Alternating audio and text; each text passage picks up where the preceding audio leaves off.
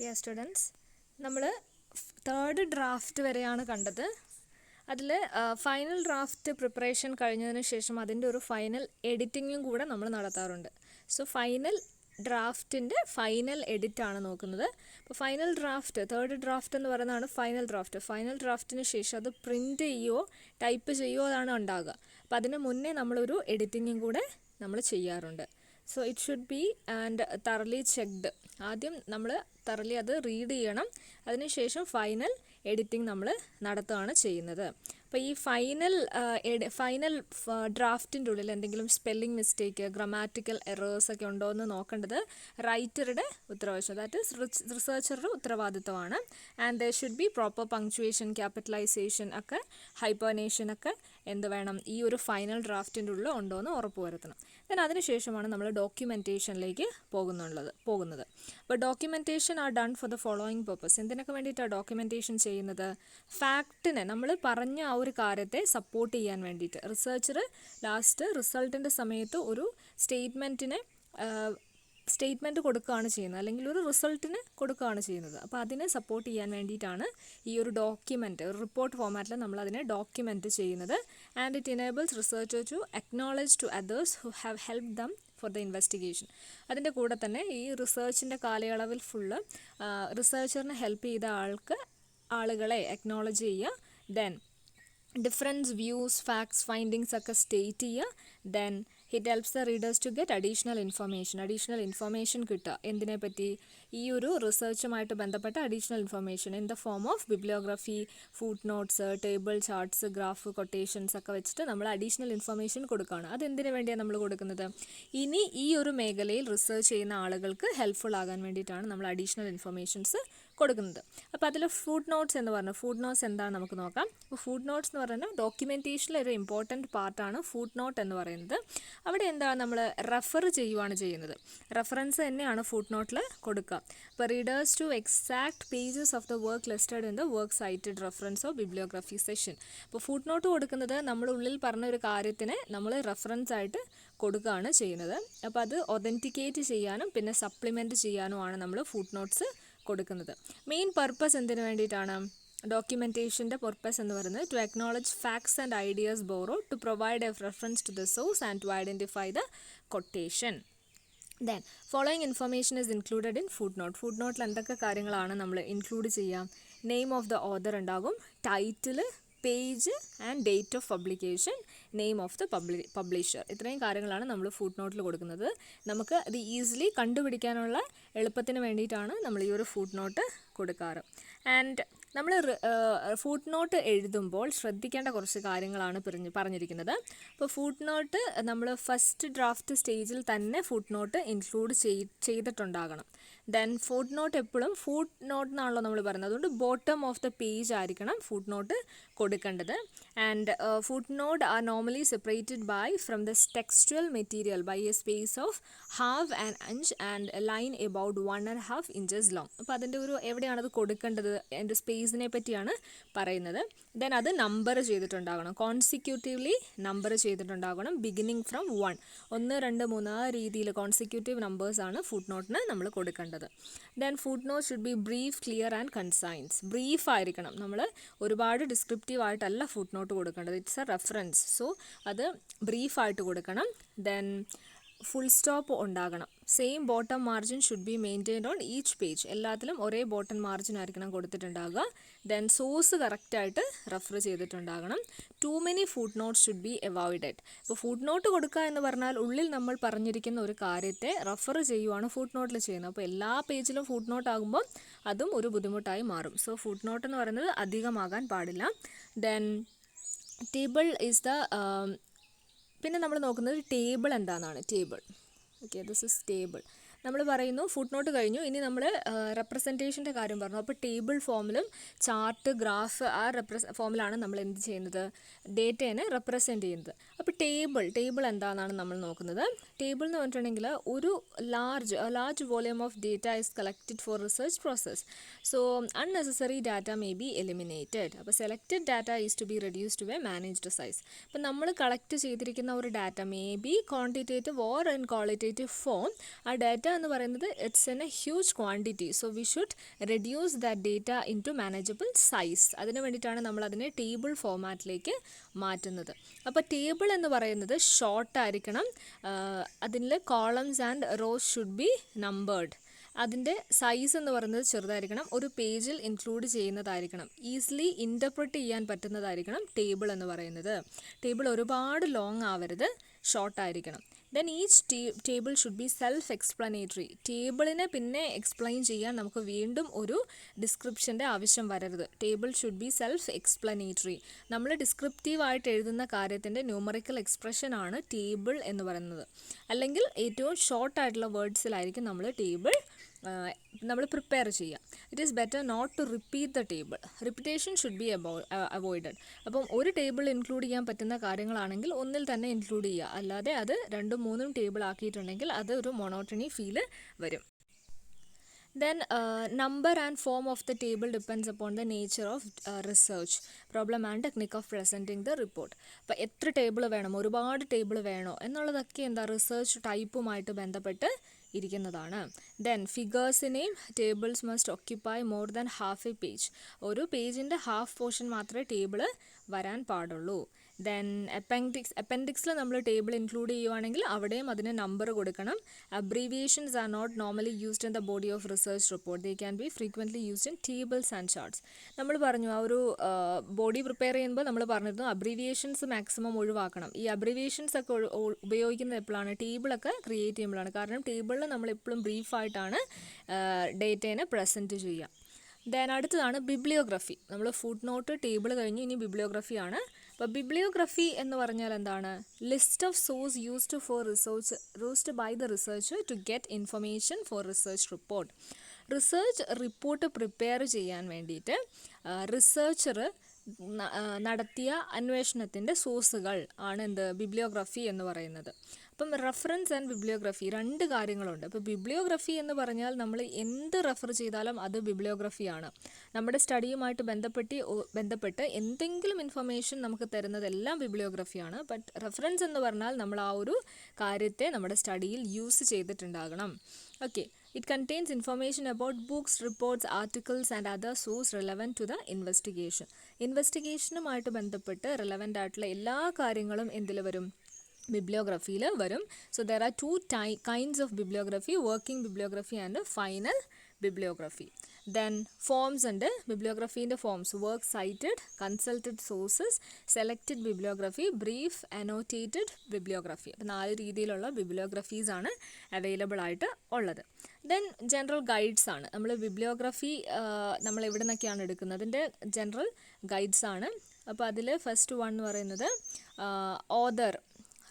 ഓതറിൻ്റെ last name first, title of the book, എങ്ങനെയൊക്കെ നമുക്ക് bibliography എഴുതാൻ പറ്റുക എന്നുള്ളതാണ്. അപ്പോൾ ഓതറിൻ്റെ last name first, then title of the book, city, publisher, date of publication, ഇങ്ങനെ നമുക്ക് ബിബ്ലിയോഗ്രഫി കൊടുക്കാം.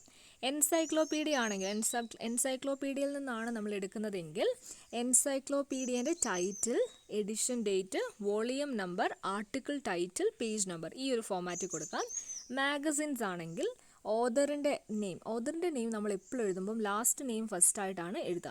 Article title, name of magazine, volume number, page number. News പേപ്പറിൽ നിന്നാണെങ്കിൽ ഓതറിൻ്റെ name, last name first, article title, name of newspaper, city, state of publication, date, edition if available, section, page number, അങ്ങനെയാണ് കൊടുക്കുക. Then person ആണെന്ന് വിചാരിക്കുക, ഒരാളിൽ നിന്ന് നമുക്ക് കിട്ടിയതാണെങ്കിൽ ഫുൾ നെയിം, അയാളുടെ ഫുൾ നെയിം, അതും last name first, occupation, date of interview.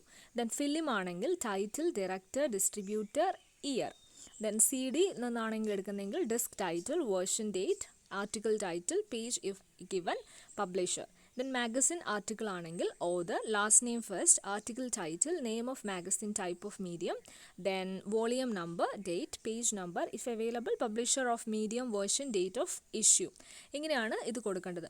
അപ്പോൾ അതിൽ ബിബ്ലിയോഗ്രഫി എന്ന് പറയുമ്പോൾ ഓതറിൻ്റെ നെയിം എപ്പോഴും നമ്മൾ ലാസ്റ്റ് നെയിം ഫസ്റ്റ് ആയിട്ടാണ് കൊടുക്കുക. ദെൻ അതുമായിട്ട് ബന്ധപ്പെട്ട ഇൻഫർമേഷൻസ് ആണ് നമ്മൾ കൊടുക്കുക.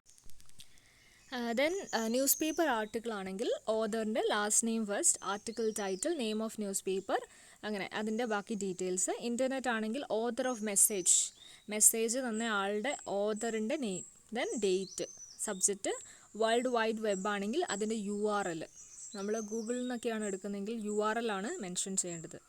ദെൻ ഓക്കെ, അപ്പോൾ അങ്ങനെയൊക്കെയാണ് നമ്മൾ ബിബ്ലിയോഗ്രഫി കോട്ട് ചെയ്യേണ്ടത്. ബിബ്ലിയോഗ്രഫി എന്ന് പറഞ്ഞാൽ നമ്മൾ റെഫർ ചെയ്ത എല്ലാ കാര്യങ്ങളും ബിബ്ലിയോഗ്രഫിയിൽ വരും. പക്ഷേ റെഫറൻസിൽ അങ്ങനെയല്ല. അത് മാത്രമാണ് നമ്മൾ ശ്രദ്ധിച്ചിരിക്കേണ്ട ഒരു കാര്യം എന്ന് പറയുന്നത്. Next one is quotation. അപ്പോൾ കൊട്ടേഷൻ എന്ന് പറഞ്ഞാൽ എന്താണ്? ഒരാൾ പറഞ്ഞ കാര്യം നമ്മൾ അതേപോലെ എടുത്ത് പറയുന്നതാണ് കൊട്ടേഷൻ എന്ന് പറയുന്നത്. Copy of extract is known as quotation. അപ്പോൾ അവിടെ കൊട്ടേഷൻ നമ്മൾ ഇൻകോപ്പറേറ്റ് ചെയ്യുമ്പോൾ we should consider the following things. Research report should not be stuffed with quotations. അപ്പം നമ്മുടെ റിസർച്ച് റിപ്പോർട്ടാണ്, അപ്പം നമ്മൾ പറഞ്ഞ കാര്യങ്ങളാണ് കൂടുതൽ അതിൽ വേണ്ടത്. മറ്റൊരാൾ പറഞ്ഞ കാര്യങ്ങൾ തിരികെ കയറ്റി നമ്മുടെ റിസർച്ചിനെ നിറയ്ക്കരുത്. ഓക്കെ, അപ്പോൾ over coating should be avoided. Then brief ആയിരിക്കണം. കൊട്ടേഷൻ എന്ന് പറഞ്ഞാൽ ബ്രീഫ് ആയിരിക്കണം. Then quotation number, frequency, volume അതൊക്കെ മിനിമം ആയിരിക്കണം.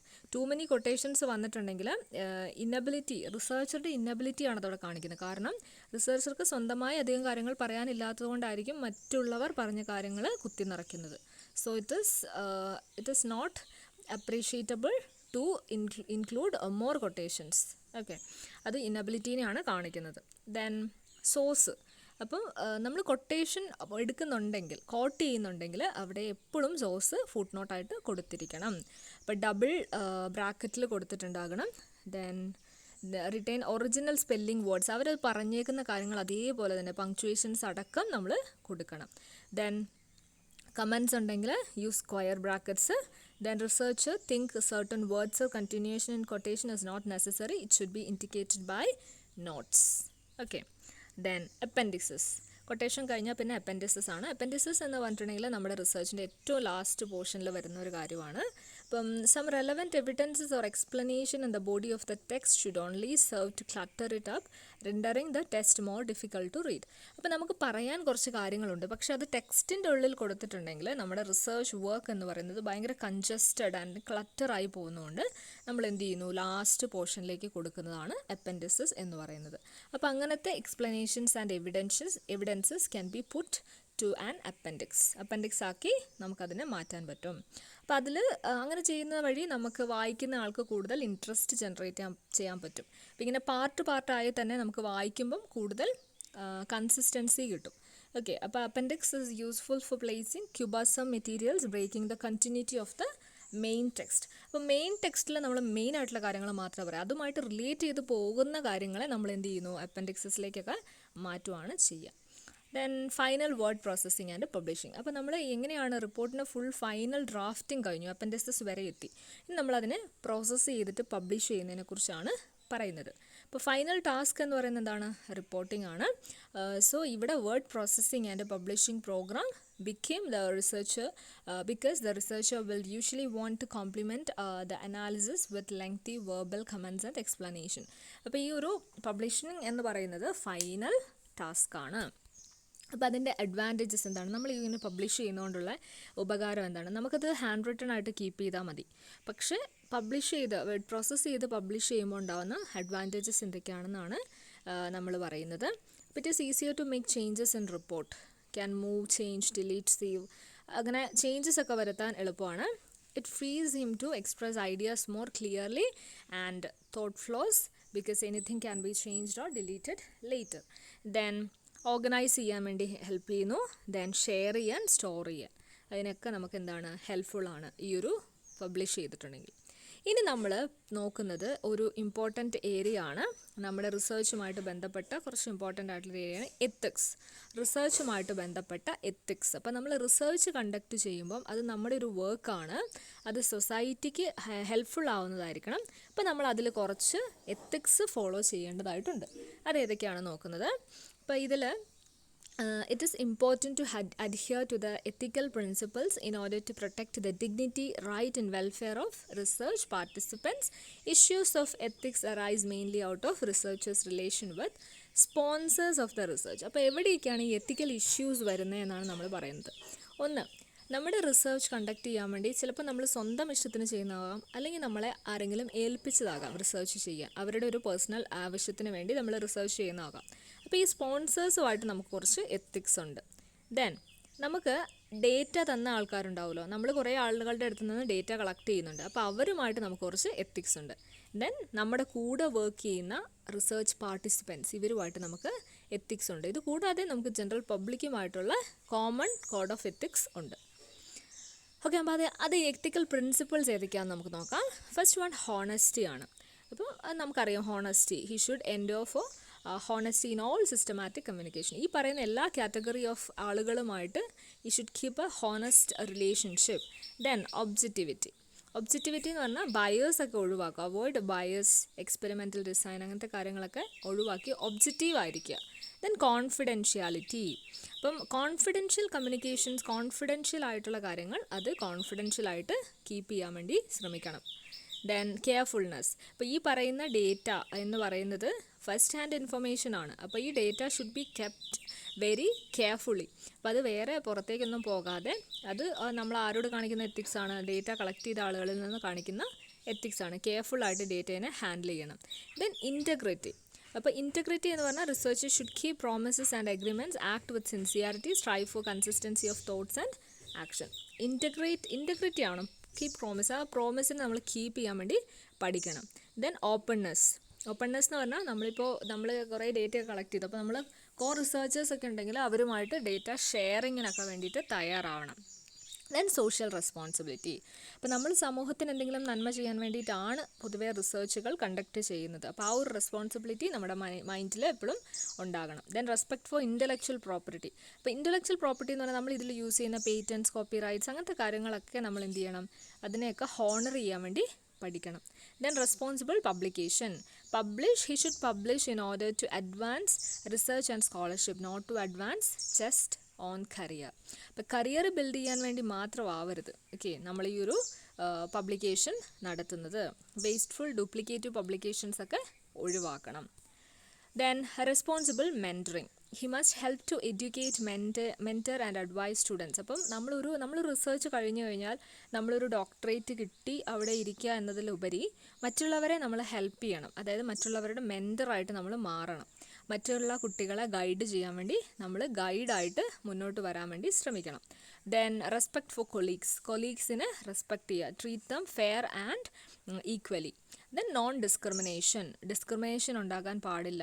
Any kind of no kind of discrimination can be allowed. Sex, race, ethnicity അങ്ങനത്തെ ഒരു ടൈപ്പ് ഓഫ് ഡിസ്ക്രിമിനേഷൻ നമ്മൾ കാണിക്കാൻ പാടില്ല. ദെൻ കോമ്പീറ്റൻസ്, അപ്പോൾ ഒരു റിസർച്ച് കണ്ടക്ട് ചെയ്യുക എന്ന് പറയുമ്പം ഒരു റിസർച്ചർ നോളേജ് വൈസ് അയാളുടെ ഒരു ഗ്രേഡ് വളരെ കൂടുകയാണ് ചെയ്യുന്നത്. അപ്പോൾ അയാളുടെ കോമ്പീറ്റൻസ് കൂടുകയാണ് ചെയ്യുന്നത്. കോമ്പീറ്റൻസ് കൂട്ടാൻ വേണ്ടി നമ്മൾ ശ്രമിക്കണം. ദെൻ ലീഗാലിറ്റി, അപ്പം നമ്മൾ ഈ ഒരു റിസർച്ചുമായിട്ട് ബന്ധപ്പെട്ട് ഇറങ്ങുമ്പോൾ നമുക്ക് കുറേ ലോസ് അവിടെ വരാൻ സാധ്യതയുണ്ട്. അപ്പോൾ ആ laws, institutional and governmental laws, policies ഒക്കെ ഉണ്ടാകും. അതൊന്നും വയലേറ്റ് ചെയ്യാതെ വേണം നമ്മൾ റിസർച്ചിനെ അപ്രോച്ച് ചെയ്യാൻ. Then human subject protection. When conducting research on human subject, minimize harms and risk and minimize benefits, respect human dignity, privacy, etc. അപ്പം നമ്മളിത് ചെയ്യുമ്പോൾ നമ്മൾ ഹ്യൂമൻ റിസർച്ചുകളൊക്കെയാണ് ചെയ്യുന്നതെങ്കിൽ നമ്മൾ എന്ത് ചെയ്യുക, അവർക്ക് മാക്സിമം ഹാംഫുൾ അല്ലാത്ത രീതിയിലുള്ള കാര്യങ്ങളൊക്കെ ചെയ്യുക. We should learn to respect other humans and we should keep dignity. അവരുടെ ഒരു ഡിഗ്നിറ്റി നമ്മൾ കീപ്പ് ചെയ്യാൻ വേണ്ടി പഠിക്കണം. ദെൻ അതൊക്കെയാണ് principles. Then subjectivity and objectivity in research. Subjectivity is judgment based on individual personal impression and feelings and opinions rather than external facts. Subjectivity എന്ന് പറഞ്ഞാൽ ഇൻഡിവിജ്വലിൻ്റെ personal impression and feeling ആണ്. This can be considered mind dependent because one is not using a fact, they are using the personal opinion. Okay, then generally speaking it comes down to the difference between fact and opinion. Objective എന്ന് പറഞ്ഞാൽ it's fact and subjectivity എന്ന് പറഞ്ഞാലോ opinion ആണ്. Okay, അപ്പോൾ ഈ ഒരു objective information has the ability to be counted or described. Objective എന്ന് പറഞ്ഞാൽ ഫാക്ട്, റിയൽ ഫാക്ട് ആണ്. അപ്പോൾ ഒരു research should stick on to objective facts. Objectivity ആണ് കീപ്പ് ചെയ്യേണ്ടത്. സബ്ജക്റ്റിവിറ്റി വേണം, കാരണം സബ്ജക്റ്റിവിറ്റി എന്ന് പറയുന്നത് വൺസ് ഫീലിങ്സ് ആൻഡ് ഇമോഷൻസ് ആണ് സബ്ജക്റ്റിവിറ്റി എന്ന് പറയുന്നത്. That should also be maintained, but ഒബ്ജക്റ്റീവിനാണ് നമ്മൾ കൂടുതൽ ഇമ്പോർട്ടൻസ് കൊടുക്കേണ്ടത്. Then subjective information may vary or each and every person may have different opinion. അത് പേഴ്സൺ വൈസ് അത് ഡിഫർ ചെയ്യാൻ സാധ്യതയുണ്ട്. പക്ഷേ objectivity cannot be deferred because it is based on fact. അതിൻ്റെ ഒരു ബാക്ക്ഗ്രൗണ്ട് എന്ന് പറയുന്നത് ഫാക്ട്സ് ആണ്. Then subjective can actually be wrong or far from the truth, whereas objective means being as close to the truth as possible. But subjectivity എന്ന് പറയുന്നത് it's impressions and feelings, so it may get wrong. അത് തെറ്റിപ്പോകാനുള്ള സാധ്യതയുണ്ട്. And it may be far from the truth. യാഥാർത്ഥ്യമായിട്ട് വളരെ ദൂരത്തിൽ നിൽക്കുന്നതാകാം, ഒരു ബന്ധവുമില്ലാത്ത കാര്യങ്ങളാകാം. But objectivity എന്ന് പറയുന്നത് it's always true and it's always close to the truth എന്നാണ് പറയുന്നത്. അപ്പം research should always be objective എന്ന് പറയാം. സബ്ജക്റ്റീവ് ആകണം, കുറച്ച് കേസസിലൊക്കെ സബ്ജക്റ്റീവ് ആകണം. ബട്ട് നമ്മൾ പറയുമ്പം ഒരു റിസർച്ച് ഷുഡ് ബി ഒബ്ജക്റ്റീവ്.